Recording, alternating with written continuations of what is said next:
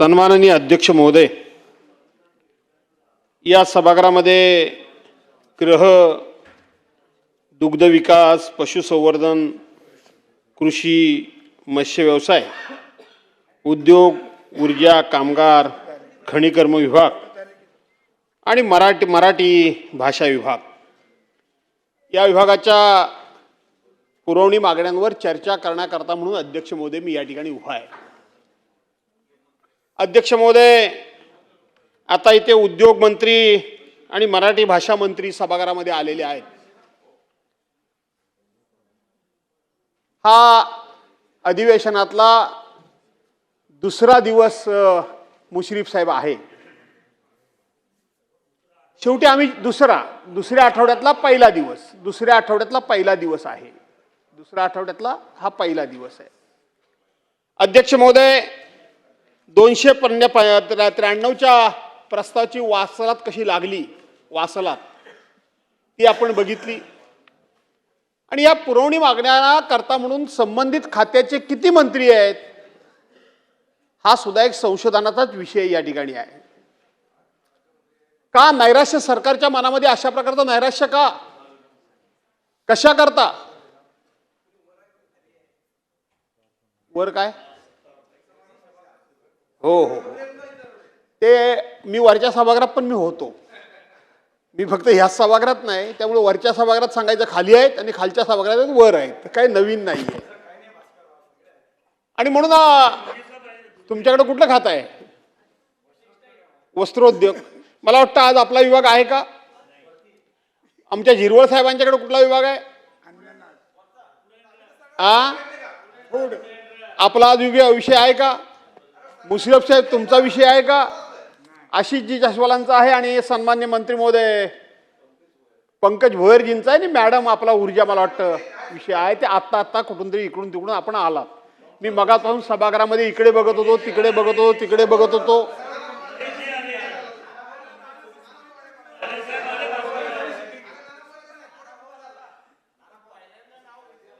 आणि म्हणून अध्यक्ष महोदय, या सभागृहामध्ये आपला नियमित अर्थसंकल्प मार्च महिन्यामध्ये मांडला गेला, फेब्रुवारी-मार्च महिन्यामध्ये मांडला गेला आणि अवघ्या 3 महिन्यानं आपण नेहमीच्या रीतीप्रमाणे परंपरेप्रमाणे पुरवणी मागण्यांच्या मान्यतेकरता म्हणून सरकारच्या वतीनं सभागृहासमोर आपण आलेलो आहोत। कितीच्या मागण्या आपण मागितल्या अध्यक्ष महोदय?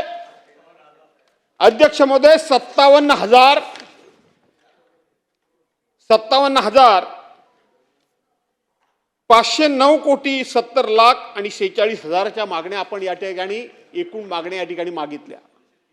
आपण त्या ठिकाणी 25-26चा जो मूळ अर्थसंकल्प आहे तो 7,57,000 आणि 575 कोटीचा अर्थसंकल्प मांडला आणि अवघ्या 2 महिन्यामध्ये आपण 57,000 कोटी रुपयाच्या पुरवणी मागण्या घेऊन सभागृहाच्या मान्यतेला आपण आलात। अजून 2 पुरवणी मागण्या आहेत अध्यक्ष महोदय। अजून 2 अधिवेशनामध्ये 2 वेळा पुरवणी मागण्या सरकारला घेऊन या सभागृहासमोर यावं लागेल। सर्वसाधारणपणे गोडबोले समितीच्या अहवालाप्रमाणे साधारणपणे 5 ते 10% मूळ अर्थसंकल्पाच्या 5 ते 10% जास्त पुरवणी मागण्या असता कामा नयेत। परंतु आपल्या सरकारचं पूर्णपणे आर्थिक नियोजन बिघडलेलं आहे, आर्थिक शिस्त बिघडलेली आहे। या महाराष्ट्राचं पूर्णपणे अर्थकारण आणि एकेकाळचा शिल्की अर्थसंकल्प मांडणारा महाराष्ट्र आज दिवसागणिक त्या ठिकाणी तुटीचा अर्थसंकल्प मांडायला लागला अध्यक्ष महोदय। तुटीचा अर्थसंकल्प अध्यक्ष महोदय, केवळ टीकेला टीका करायचा भाग नाही, परंतु मुश्रीफ साहेब आज तुमच्याबद्दल म्हणजे अर्थ खात्याबद्दल बोलतो, अर्थमंत्र्यांबद्दल बोलण्याच्या अर्थ खात्याबद्दल बोलतो। केवळ आम्हालाच कुठल्या प्रकारचा निधी मिळत नाही, विकासाला निधी मिळत नाही, आमच्या कुठल्या कामांना निधी मिळत नाही। फार मोठं खेदाने एक गोष्ट कबूल करावी लागेल, दादा हे राज्याचे अर्थमंत्री आहेत, ते माझे जुने नेते आहेत, त्यांच्याबद्दल मला नितांत आदर आहे। गेल्याच महिन्यामध्ये ते कोकणामध्ये संगमेश्वरला छत्रपती संभाजी महाराजांचं स्मारक उभ्या करण्याकरता गेले होते. मुश्रीफ साहेब, मी स्वतःहून त्यांच्या स्वागताला गेलो. त्यांच्या हातामध्ये एक पत्र दिलं.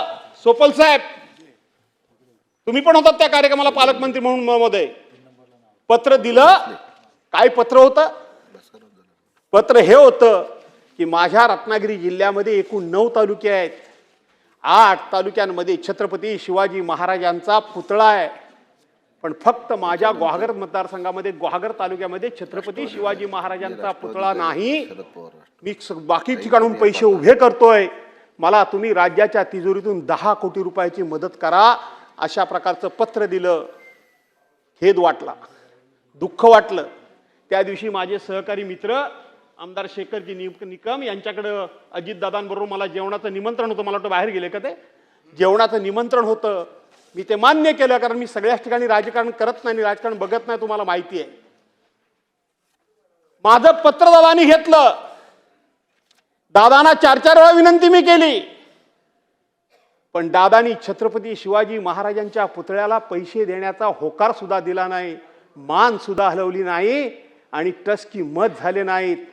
मंत्री महोदय, मनाला अत्यंत अत्यंत वेदना झाल्या. असंख्य इंगळ्या डसल्या, असंख्य इंगळ्या डसल्या. कोण जेवणार तुमचं जेवण? कोण तुमच्या बरोबर बसणार? शेवटी लाल मातीतला कार्यकर्ता आहे. काहीतरी आम्हाला मान नाही तर पण स्वाभिमान तर निश्चितपणे आहे. आणि छत्रपती शिवाजी महाराजांच्या पुतळ्या बाबतीत तुम्ही सुद्धा जर राजकारण हे करत असाल, मी डीपीसी मध्ये हा विषय मांडला, आपण त्याला होकार दिला. जे आहे ते मी कबूल करणारा माणूस आहे, तुम्हाला माहित आहे.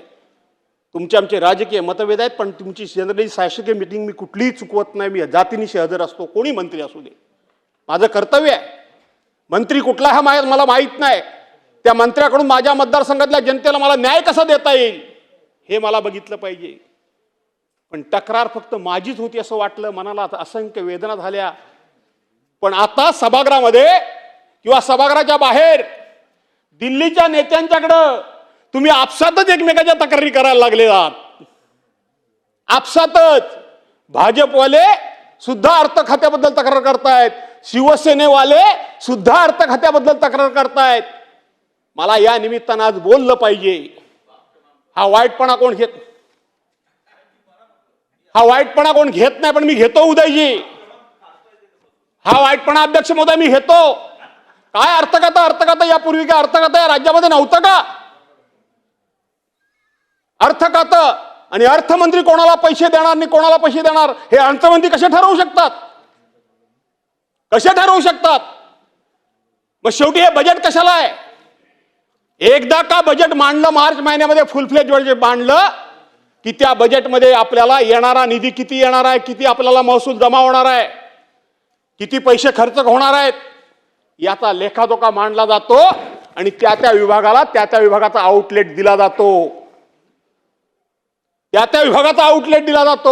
आणि मग ते पैसे त्या विभागाने खर्च करायचे आहेत. त्या विभागाच्या मंत्र्यांनी त्या योजनांवर खर्च करायचे आहेत. आज काय चाललंय का या राज्यामध्ये? अर्थमंत्र्यांनी ठरवायचं कुठल्या खात्याला पैसे द्यायचे, कुठल्या आमदारला पैसे द्यायचे, कुठल्या मंत्र्याला पैसे द्यायचे, कुठल्या कामाला पैसे द्यायचे. अशा प्रकारचा अर्थसंकल्प असतो काय? अशा प्रकारचा अर्थसंकल्प असतो? असा अर्थसंकल्प असत नाही. आज तुम्ही अशा पद्धतीने पैसे मांडताय आणि वाटेल तेवढे पैसे द्यायचे जाहीर करताय आणि दुसऱ्या बाजूला राज्याच्या डोक्यावर कर्जाचा डोंगर उभा करताय. मंत्र्यांच्या मनातलं तर नानाभाऊ मी मांडतोयच, पण माझं राज्य आर्थिक दृष्ट्या डबघाईस यायला लागलंय. माझ्या राज्याची आर्थिक शिस्त बिघडायला लागली आहे. माझ्या राज्याच्या माणसाच्या डोक्यावर आज 70 हजार कोटी रुपये प्रत्येक माणसाच्या 90 गेले. 1000 रुपये कर्ज, ज्यांनी कर्ज काढलं नाही त्या डोक्यावर कर्ज आहे. अशा वेळेला कुणीतरी हे परखडपणे बोललं पाहिजे. करून काय करणार आहात तुम्ही? करणार काय आहात? आमचं विकासाचं काम तुम्ही करणार नाही, करतच नाही आहात. तुम्ही एखाद्या ठिकाणी आम्हाला वैयक्तिक अडचणीत आणू शका, याची ना परवा ना चिंता. अशा अनेक अडचणी आम्ही सामना करतोय अडचणींचा. त्याचा पाडा कधी आम्ही वाचत नाही, पण आम्हाला काही अडचणी थोड्या उभ्या केल्या जातात. पण शेवटी तत्वाकरता, ध्येयाकरता आणि राज्याच्या हिताकरता कुणीतरी हे बोलायला पाहिजे, कुणीतरी हा वाईटपणा घ्यायला पाहिजे. कुठली पद्धत आली ही? सर्वसाधारणपणे अर्थ खातं हे सगळ्या मंत्र्यांनी, सगळ्या सरकारनी चालवण्याचं खातं आहे. कोणा एका मंत्र्यांनी चालवण्याचं ते खातं नाहीये. एका मंत्र्यांनी चालवण्याचं खातं नाहीये. आणि म्हणून या निमित्तानं मी बोलायला जाणीवपूर्वक उभा राहिलोय की 57,000 कोटी रुपयाच्या तुम्ही पुरवण्या मागण्या मागितल्यात. आज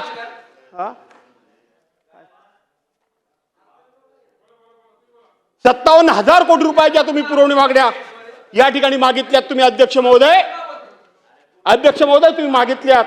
आणि म्हणून मूळ अर्थसंकल्प जो आहे तो 7,57,575 कोटीचा. तुम्ही आज हाच अर्थसंकल्प शेवटी 8,15,085 कोटीचा हा तुम्ही या ठिकाणी अर्थसंकल्प घेऊन गेलात. एका 2-2.5 महिन्यामध्ये मूळ अर्थसंकल्पापेक्षा जवळजवळ 1.25 लाख कोटी रुपये, 1.5 लाख कोटी रुपये तुम्ही या राज्याच्या डोक्यावर कर्ज तुम्ही केलं. आणि अध्यक्ष महोदय, हे कर्ज जर तुम्हाला अशाच पद्धतीने सुरू ठेवायचं असेल तर भविष्यामध्ये पूर्णपणे येणारा महसूल, आज तुमची चालली मस्ती, आज तुमचं हे सगळं चाललंय ते जीएसटीचा पैसा तुम्हाला येतो म्हणून हे सगळं चाललंय. जीएसटीचा पैसा येतो म्हणून तुम्हाला चाललंय.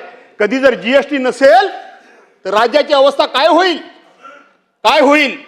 आणि म्हणून अध्यक्ष महोदय, आर्थिक शिस्त राहिली पाहिजे. आर्थिक शिस्त आणण्याकरता समस्त सभागृहानं आपलं वैयक्तिक काय स्वार्थ असेल, वैयक्तिक काय म्हणणं असेल ते बाजूला सारून राज्याच्या हिताकरता सभागृहानं एकमतानं कधीतरी हा निर्णय घेण्याची गरज आहे की एकदा मूळ अर्थसंकल्प सादर झाला की मूळ अर्थसंकल्प झाल्यानंतर जर एखादी आपत्ती आली, एखादा अचानकपणे संकट आलं, एखादा अचानकपणे त्या ठिकाणी पाऊस पडला, शेतकऱ्यावर कुठलं तरी संकट आलं, कुठली तरी अचानक कॅलॅमिटी आली, तर त्याच्याकरता पैसे कुठून आणायचे? म्हणून आपल्या राखीव निधीतून पैसे काढावे लागतात. आणि राखीव निधीतून पैसे काढून त्या पैशाला मंजुरी घेण्याकरता म्हणून सभागृहासमोर यावं लागतं. हे खऱ्या अर्थानं अर्थसंकल्पाचं काम आहे. आणि ही खऱ्या अर्थानं अर्थसंकल्पाची शिस्त आहे. आणि ही खऱ्या अर्थानं अर्थसंकल्पाची पद्धत आहे. आणि ही खऱ्या अर्थानं राज्याची आर्थिक शिस्त आणि आर्थिक चौकट मोडणार नाही, याच्याकरता ही काळजी घेण्याची खऱ्या अर्थानं ही गरज आहे. आणि म्हणून अध्यक्ष महोदय, गृह विभागावर पहिल्यांदा बोलत असताना मी पहिल्यांदा कृषी या विषयावर बोलतो. आमचे ज्येष्ठ सहकारी या ठिकाणी सोपल साहेब बसलेले आहेत. ते सोपल साहेब बोलणार होते, पण मी त्यांना म्हटलं की तुम्ही बोललात की पुन्हा 5-7 सदस्य बोलतील, त्यानंतर माझा नंबर कधी येईल मला माहीत नाही. माणूस मोठ्या मनाचा, दिलदार मनाचा, तो म्हणाला पहिल्यांदा तुम्हीच बोला, फक्त माझा विषय पहिला मांडा.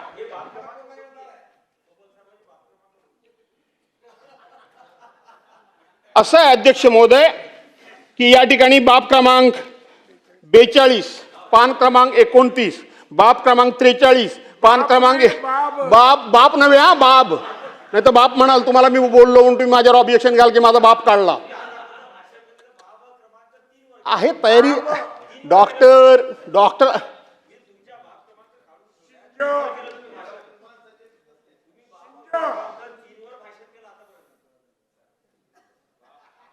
ठीक आहे. तर अध्यक्ष महोदय, बाब क्रमांक मी सांगितला 42, पान क्रमांक 29, बाब क्रमांक 43, पान नंबर 29-30, बाब क्रमांक 44, पान नंबर 30, बाब क्रमांक 48, पान क्रमांक 32-33, बाब क्रमांक 49, पान क्रमांक 33-34, बाब क्रमांक 50, पान क्रमांक 34, या सगळ्यावर एकत्रितपणे बोलतो अध्यक्ष महोदय, या सगळ्यावर एकत्रितपणे बोलतो. आणि म्हणून आमचे ज्येष्ठ सहकारी या ठिकाणी सोपल साहेब म्हणाले की तू बोल पण माझा विषय पहिल्यांदा मांड. आणि म्हणून मंत्री महोदय, कृषीशी मला वाटतं अशी जी तुमच्याकडे कृषी आहे ना, आपले कॅबिनेट मंत्री आहेत कुठं? काय झालं म्हणजे त्यांच्यावर वरच्या म्हणजे वरच्या म्हणजे काय झालं म्हणजे चाकबीक पडते म्हणून येत नाही की काय सभागृहामध्ये? काय होतं काय? बरं असू दे, अशी जी तुम्ही आहात ना काय हरकत नाही. आणि म्हणून सन्मान्य सोपल साहेबांचं हे मी माझं मांडणं म्हणण्याच्या त्यांचा विषय म्हणून त्यांचं नाव घेऊन मी जाणीवपूर्वक या ठिकाणी मांडतोय. त्यांच्या जिल्ह्यातली प्रधानमंत्री पीक विमा योजना जी बार्शी तालुक्यामध्ये आहे त्याच्यामध्ये विमा रक्कम 115 कोटी रुपये मंजूर झाली. आणि त्याच्यामध्ये 90,000 शेतकरी लाभार्थी होते. परंतु त्यापैकी 115 कोटीपैकी वितरित किती झाले मंत्री महोदय? 65 कोटी झाले. शेतकरी किती होते? 63,000. प्रलंबित रक्कम ही राहिली 49 कोटी आणि त्यातले शेतकरी जे लाभार्थी आहेत ते 27,000 शेतकरी त्या ठिकाणी लाभापासून वंचित राहिलेले आहेत. याचं कारण एकच सांगितलं जातं अध्यक्ष महोदय, की शेतकरी किंवा अधिकारी शेतकऱ्यांना जे कारण सांगतात ते सांगतात की केंद्र आणि राज्य सरकारचा दुसरा हप्ता आला नाही म्हणून आम्ही तुम्हाला पैसे देत नाही. तुमच्या उत्तराच्या भाषणामध्ये ही खरी गोष्ट आहे का? जर ही गोष्ट खरी असेल तर खरी म्हणून कबूल करा. जर हे देणं नसेल तर हे वितरित झाले का आणि अधिकाऱ्यांच्या लेवललाच ते पडून आहे का त्याची माहिती द्या. आणि याच्या उपर हे जर पैसे आलेच नसतील तर आपण दुसरा हप्ता कधी देणार हे सुद्धा या ठिकाणी सभागृहाला सांगा. अध्यक्ष महोदय, या ठिकाणी दुसरा जो विषय आहे तो विषय म्हणजे आमच्या कोकणातला विशेष करून मत्स्य शेतीबद्दलचा विषय या ठिकाणी आहे. मत्स्य विकास मंत्री सभागृहामध्ये आहेत. त्यांनी मला थोडंसं सांगितलं तर बरं होईल. मासेमारी बंदरे जेटीच्या बांधकामासाठी म्हणजे 53 मोठी बांधकामे हे नवीन उद्दिष्ट शीर्ष कार्यान्वित करण्याकरता 1,000 इतकी लाक्षणिक तरतूद करण्याचे ठरवण्यात आले आहे. बाब क्रमांक डॉक्टर 61 आणि पान क्रमांक 40 त्याच्यामध्ये हे विशेष आहे. ही 1,000 रुपयामध्ये आपण कशा पद्धतीचे बांधकामं बांधणार आहात? कशा पद्धतीची ही मोठमोठी बंदरं उभी करणार आहात? केंद्र सरकारच्या निधीतून उभं करणार आहात. आणि केंद्र सरकारचा निधी जर घ्यायचा असेल आणि जर हेड नसेल हे तर हे हेड ओपन करण्याकरता म्हणून 1,000 रुपयाची तरतूद हे त्या हेड ओपन करण्याकरता म्हणून करावी लागते. हे मला मान्य आहे, कारण हा नवीन विषय असेल, कदाचित नवीन योजना असेल किंवा नवीन हे हेड ओपन करायचं असेल म्हणून 1,000 रुपये. परंतु आपल्या कोकणामध्ये आज बांद्राची अवस्था काय आहे? आज संरक्षण बांधाऱ्यांची अवस्था काय आहे? आज उधाणाचं पाणी पाऊस पडतोय. आज नदीच्या आपल्या समुद्राच्या किनारी राहणारे जे मच्छीमार बांधव आहेत ते चारी बाजूने धोक्यात आहेत. हे तुम्हाला मान्य करावं लागेल. चारी बाजूने धोक्यात आहेत. दुसरेही कोकणातले मंत्री या ठिकाणी आहेत. तुम्ही मुश्रीफ साहेब त्या ठिकाणी काही वर्ष पालकमंत्री होतात. वर्षानुवर्ष ही मंडळी आपला जीव मुठीत धरून त्या ठिकाणी जगतीये. त्या ठिकाणी समुद्र किनारच्या असलेल्या नारळी पोपळी म्हणजे सुपारी, नारळी पोपळीच्या बागा ही इरोजन होऊन समुद्राच्या लाटांना त्या ठिकाणी धूप होऊन त्या ठिकाणी त्यांच्या नारळी पोपळीच्या बागा सुद्धा कोसळून पडतायत. अनेकांच्या घरामध्ये उधाणाचं पाणी शिरतंय. अचानकपणे अमावास्या पौर्णिमेला समुद्राचं पाणी भरतीवर एकदम वाढून येतं आणि त्यावेळेला कितीतरी लोकांच्या घरामध्ये पाणी शिरून त्या लोकांना त्यांचा जीव अतिशय धोक्यात आलेला असतो. आणि म्हणून आपण या ठिकाणी कोकणाकरता खास बाब मी विरोधी पक्षाचा असल्यामुळं माझ्याकरता नाही पैसे दिले तरी चालतील, ते तुम्ही करणारच आहात. आम्हाला पैसे देणार नाहीत हे आम्हाला माहितीच आहे. आम्ही आमच्या मनाची तयारी केलेलीच आहे. पण दिवसागणिक तुम्ही असे विचार करून किती छोट्या मनाचे लोक होत आहे हे सुद्धा महाराष्ट्र बघतोय. ठीक आहे, माझ्या मतदारसंघामध्ये पैसे द्या अगर देऊ नका, पण माझ्या कोकणाकरता पैसे द्या. माझ्या कोकणातला मच्छीमार वाचला पाहिजे, माझ्या कोकणातला बागायतदार वाचला पाहिजे. तो वाचण्याकरता म्हणून आपण जर अशा पद्धतीनं मोठ्या प्रमाणामध्ये उदयजी वगैरे जर संरक्षण भिंती करता, ज्याला आपण प्रोटेक्शन वॉल म्हणतो, त्या बांधून जर लोकांची घरं वाचवलीत, गावं वाचवलीत, शेतीवाडी वाचवलीत ना, बागा वाचवल्यात, त्यांचा जीव वाचवलात तर तुम्हाला लोक आशीर्वाद देतील. राजकारणी मतदारसंघ कोणाचा आहे हे बघून त्या ठिकाणी लोकांचे जीव वाचणार किंवा जाण्यावर तुमचं राजकारण अवलंबून राहू देऊ नका. दुसरा मुद्दा आहे जो बाब क्रमांक 60 पान नंबर 39 मत्स्य व्यवसाय विभागांतर्गत असलेली मत्स्य प्रबोधिनी ही प्रशिक्षण नौका कुशल मनुष्यबळाद्वारे कार्यरत ठेवण्याकरता उक्त नौकेचा वापर प्रशिक्षण. मला असं वाटतं ह्या गस्ती नौकेचा हा विषय असावा. आपण आपल्या काळामध्ये मागे गस्ती नौका घेतलेल्या होत्या, स्पीड बोटी, कारण शेवटी त्या त्यांच्या येतात बोटी, त्या स्पीड बोटी असतात. आपल्या बोटी त्यांना पकडायला गेल्या तर त्यांचं स्पीड आणि आपलं स्पीड मॅच होत नाही. त्या आपल्या लाकडी होत्या, पण त्याच्यानंतर आपण फायबरच्या घेतल्या होत्या. आणि म्हणून आता तुम्ही जर स्पीड बोटी घेत असाल तर आपल्या कोकणातले मुंबई, पालघर, ठाणे, रायगड, रत्नागिरी आणि सिंधुदुर्ग हे सगळे समुद्र किनारे असलेले हा जो पट्टा 720 किलोमीटरचा आहे तो आपल्या कोकणातच आहे. काही करा, या जर स्पीड बोटी घ्यायची असतील तर प्रत्येक जिल्ह्याकरता एक बोट घ्या. आणि त्याचबरोबर आजच्या दिवशी मी आठवण करून देतो, पालकमंत्री महोदय या ठिकाणी बसलेले आहेत. आपण 3 ड्रेजर घेतले होते. मीच त्यावेळेला मत्स्य विकास राज्यमंत्री होतो. मेंढीपाट्या बोर्डाकडून आपण 3 ड्रेजर घेतले होते. आज ते ड्रेजर कुठे आहेत माहीत नाही. मागच्या वेळेला आपण डीपीसी मध्ये याच्यावर चर्चा केली. एक ड्रेजर सिंधुदुर्गाला जाणारा हा कुठेतरी ठाण्याच्या आसपास तो बुडाला होता खाडीमध्ये, ठाण्याच्या पुढे, आणि बुडालेला आम्ही सिंधुदुर्गला दिलेला आणि चांगला आम्ही रत्नागिरीत ठेवलेला होता आणि एक इकडेच आम्ही ठेवला होता. पण मी आहे ते खरं खरंच सांगतो, पण ते 3 ड्रेजर आता कुठे आहेत तेच माहीत नाही. आणि ह्या ड्रेजरची गरज आहे, कारण दिवसागणिक कोकणामध्ये आपल्या खाडीमध्ये, आपल्या समुद्रामध्ये शेवटी त्या लाटांबरोबर खूप मोठ्या प्रमाणामध्ये वाळू ही किनाऱ्यावर येते आणि किनाऱ्यावर आलेली वाळू आणि त्या ठिकाणी सँडबार तयार होत आहेत आणि सँडबार तयार झाल्यामुळं मच्छीमारांना अनेक संकटांना सामोरं जावं लागतं. आणि म्हणून ते ड्रेजर कुठे आहेत ते बघा. ते ड्रेजर जर कार्यान्वित करता आले तर करा, नपेक्षा नवीन ड्रेजर घ्या, काही हरकत नाही. थोडंसं माननीय मुख्यमंत्र्यांच्याकडे हट्ट करा. त्यांच्याकरता बरंच काय काय लोकांना तुम्ही बोलत असता, लोकांना शिव्या देत असता, तिथं शाबासकी मिळवता. त्याच्याऐवजी इकडे पैसे मिळवून शाबासकी मिळवा, ती पूर्णाली होईल.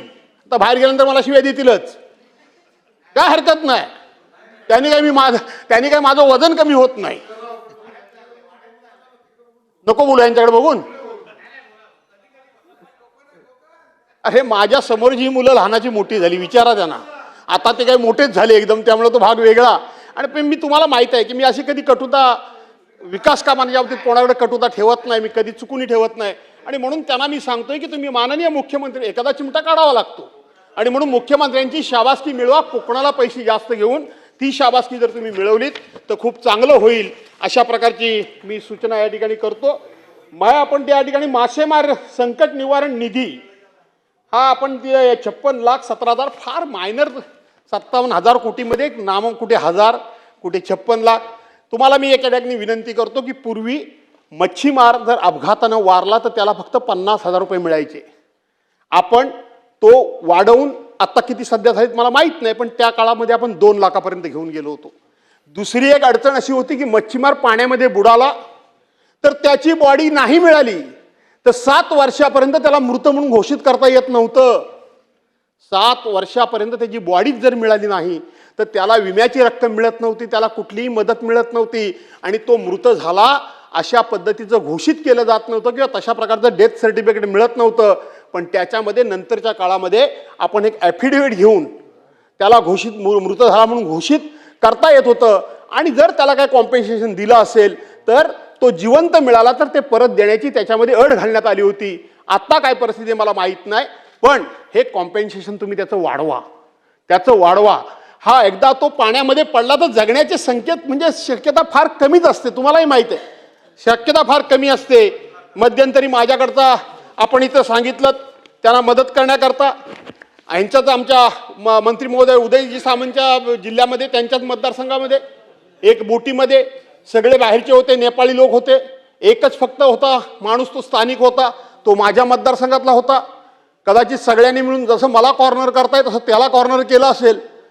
गमतीचा भाग सोडा मुश्रीफ साहेब, त्या लोकांनी अशी जी त्याची मान कापली, इतकी मस्ती त्यांना, आणि ते मान घेतली आणि त्या मानेतून म्हणजे त्याच्यात त्या निघणारं रक्त आहे, त्या रक्तानं तो माणूस आंघोळ करत अख्ख्या दुनियेला दाखवत राहिला. इतकं क्रूर होतं, इतकं भयानक ते होतं की तो डोक्यावर आपल्या त्याच्या रक्तानं आंघोळ करत बसला. ते सगळे नेपाळी, सगळे बाहेरचे होते. त्यांना अटक झाली पण लगेच त्यांना जामीन झाला. मला वाटतं त्यात लक्ष द्या जरा, त्यांना शिक्षा झाली पाहिजे. कारण शेवटी त्या घरामध्ये त्या माणसाचं एक बायको, त्याची पत्नी, मी माझ्याच मतदारसंघातला एक मुलगी, राहायला धड घर सुद्धा नाही. आणि आता ते कुटुंब पूर्णपणे बेवारससारखं पडलेलं आहे. आणि म्हणून अशा लोकांना आळा घालण्याकरता म्हणून आणि त्यांना आपण मदत या ठिकाणी केली पाहिजे. देशातील केंद्रीय मत्स्य संशोधनाद्वारे मत्स्य विभागाच्या अधीन जिल्हा कार्यालयातील मत्स्य अधिकारी तांत्रिक त्यांना प्रशिक्षण अधिकाऱ्यांचं नियमित शिक्षण प्रशिक्षण असतं. लोकांना काय ते द्या, त्यांना द्याल तेव्हा द्याल.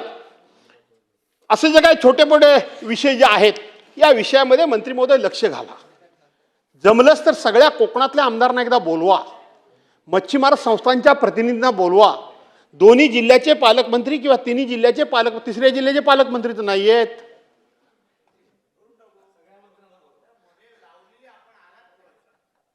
नाही नाही, असं होऊच शकत नाही. मला बोलवलं असं माहिती घ्या तुम्ही. अहो तुम्ही एक काम केलं असेल, सर्वांना बोला, भास्करला बोलवू नका. मी कुठेही गेलोय ना तरी मी सरकारी मीटिंग चुकवत नाही.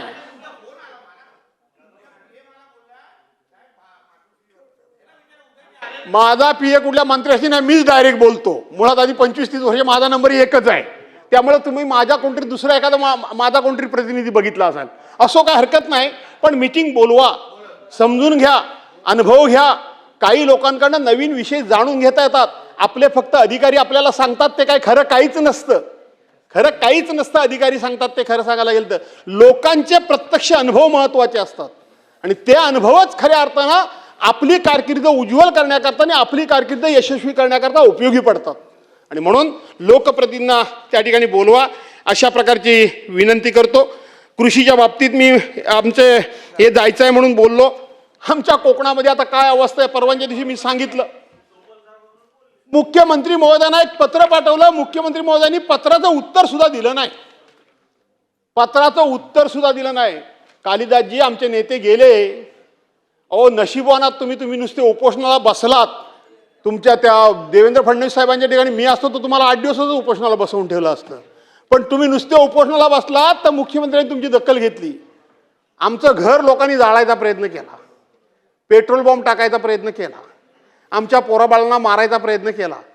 वास्तविक राज्याचे मुख्यमंत्री आम्ही तुमचे सहकारी, तुम्ही वास्तविक एक फोन करून जर आमची चौकशी केली असती तर खूप बरं वाटलं असतं. ही या राज्याची पहिल्यापासूनची प्रथा आणि परंपरा आहे. काय आहे कायदा आणि सुव्यवस्थेची अवस्था? माझी स्वतःची गाडी नमस्ते या, माझी स्वतःची गाडी उदयजी सेना भवनच्या खाली उभी राहिली आणि मी गाडीत येऊन बसलो तर माझा ड्रायव्हर तोंड करून एवढं गाडीत येऊन बसाल, एवढं तोंड करून उभा. मग काय झालं तर म्हणतो नुसता चहा प्यायला बाजूला गेलो. फुटपाथवर गाडी, सेना भवनांच्या खाली, रस्त्यावर नव्हे, फुटपाथवर गाडी. आणि म्हणून तो एवढं तोंड करून उभा. म्हटलं काय झालं तर म्हणतो आपल्या गाडीची काच फुटली. अरे म्हणून गाडीची काच कशी काय फुटली, काय झालं, काय राजकारणामुळे कोणी काय दगडधोंडा मारला काय? नाही म्हणाला. म्हटलं बोलवा पोलिसांना, काय झालं विचारू तर खरं. त्यांनी सांगितलं की मुंबईमध्ये एक टकटक गँग आहे, टकटक गँग. त्यांनी बरोबर त्या सीसीटीव्ही मध्ये मला काढून दाखवलं. सगळे पोलीस आले आशिषजी, सीसीटीव्ही मधून काढून दाखवलं. त्यांनी गाडी बरोबर हेरली. मुश्रीफ साहेब फुटपाथच्या पलीकडे गेले सेना भवनाच्या तिकडून, आणि तिकडून जसे पूर्वी आम्ही डेलकी त्याला म्हणायचे, बेचकीला दगड मारायचो आपण तो पक्षाविषयांच्यावर. काय आम्ही डेलकी म्हणायचो, बेचकी म्हणायचो कोकणामध्ये. तर त्यांनी तिथून दगड मारला, बरोबर काच फुटली. ती साखरेसारखी गोळे झाले सगळे, काच फुटली. काच फुटल्यानंतर थोडा वेळ ते तसेच थांबले. त्यांनी बघितलं आजूबाजूला कोणी नाही, आले आणि ती काच अशी काय धक्का मारल्यानंतर ती साखरेसारखे गोळे पडतात, खाली पडली. सगळ्या बॅगा उचलून माझ्या घेऊन गेले. बॅगा चांगल्या टकटकीत भरलेल्या होत्या.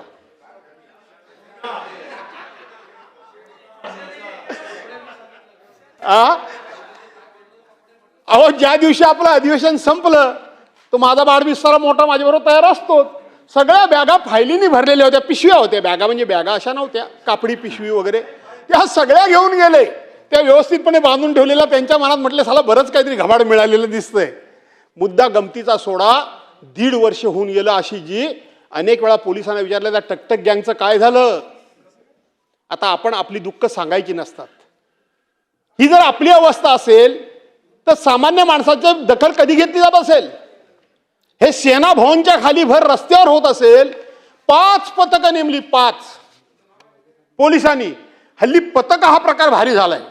तो वाल्मिक कराड शोधायला 150 पथक, तो शिवाजी महाराजांचा पुतळा पडला त्याला 25 पथक, आणखीन कुणी काय बलात्कार केला त्याला 25, त्या अक्षय शिंदेला पकडली शाळेमध्ये त्याला 10 पथक. आणि सगळे मिळाले कुठं? ही पथकं काय काय त्या ठिकाणी काय सहलीला जातात की काय, पर्यटनाला जातात की काय?